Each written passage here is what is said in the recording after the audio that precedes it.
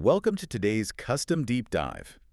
So our mission today is unpacking a sports rivalry that literally stops a subcontinent. Right. Oh, absolutely. It's massive. Yeah, and we're looking at a single highly debated decision that just sent shockwaves through the sporting world. We're zooming in on March 2004. Right. India versus Pakistan, test match cricket in Multan. Exactly. And using match scorecards, player memoirs, and sports journalism, we're digging into a moment of just absolute dominance. I mean, India had racked up a massive 675 runs for just 5 wickets. Which is incredible. It really is. Virender Sehwag had already smashed a historic 309.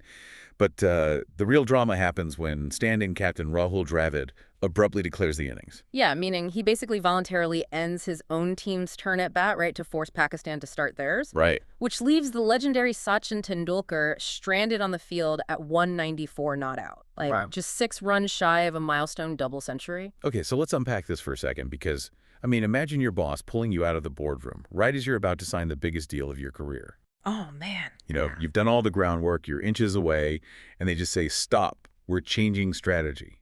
Like, that is the immediate human fallout of this call. It's brutal. And what's fascinating here is the dressing room tension was just palpable. I mean, Akash Chopra, who was a young player in the room that day, noted that the famously calm Tendulkar was visibly unhappy. Wow, really? Yeah, Chopra said it was the first time he'd ever seen Sachin look that disgruntled. He just observed simply, something wasn't right. Honestly, I genuinely have to push back on Dravid's call here. I mean, you have the god of cricket on 194. And Yuvraj Singh, who was actually out there batting with Sachin at the time, openly stated years later that waiting 2 more overs wouldn't have hurt the match at all. Right, that's what he said. So, like, you risk alienating your biggest star and completely fracturing the locker room. Why blow up team harmony for the sake of maybe 10 minutes of game time? Well, because that locker room friction was basically the price Dravid was willing to pay for a ruthless mathematical advantage. A mathematical advantage. Yeah, you have to look at the cold, calculated logic of Dravid and Coach John Wright. The declaration wasn't personal at all. It was about, weaponizing a deteriorating pitch and the clock. Ah, I see. By late day 2 of a test match, a cricket pitch is cracked and dusty.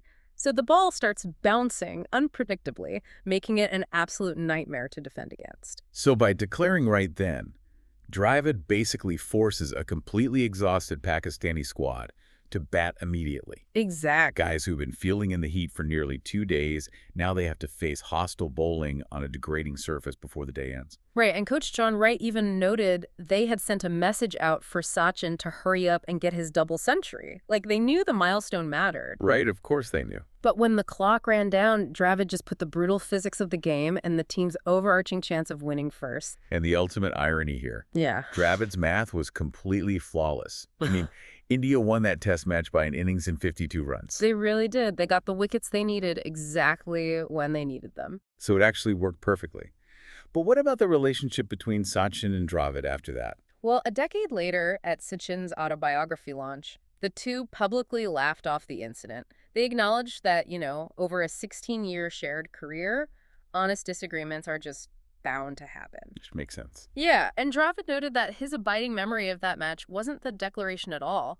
It was actually giving Sachin the ball on the last day to get the final wicket and then walking off the field celebrating together. That is so great. It shows that mutual respect and shared victories outlast temporary rifts. Definitely. True leadership isn't about maintaining peace in the locker room, It's about being willing to be the villain for a few hours to secure a victory that lasts forever. Because history forgives a leader's unpopular choices when the strategy actually works. Exactly. Which leaves you with something to ponder for your own professional life. We know Dravid was vindicated by the win, right? But what happens to a leader's credibility when they make that same ruthless, unpopular call to sacrifice an individual's milestone and the team actually loses? Oof. Yeah, that is a tough spot. It really is. Think about that until our next deep dive.